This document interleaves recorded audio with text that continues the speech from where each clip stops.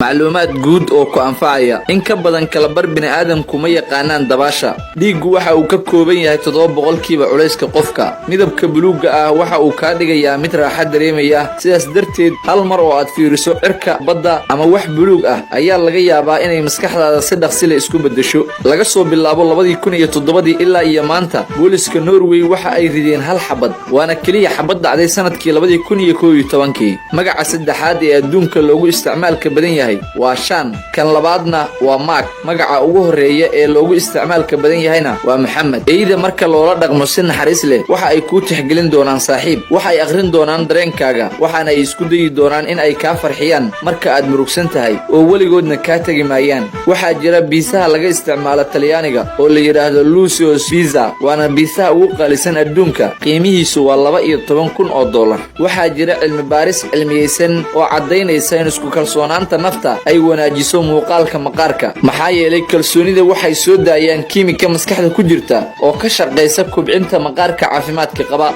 Daraasad ayaa sheegtay in cadayga ilkaha uusan wanaagsanayn caafimaad ahaan isla marka aad cuntada cuntid, waxaana fiican inaad cadayato 20 daqiiqo cuntada kadib.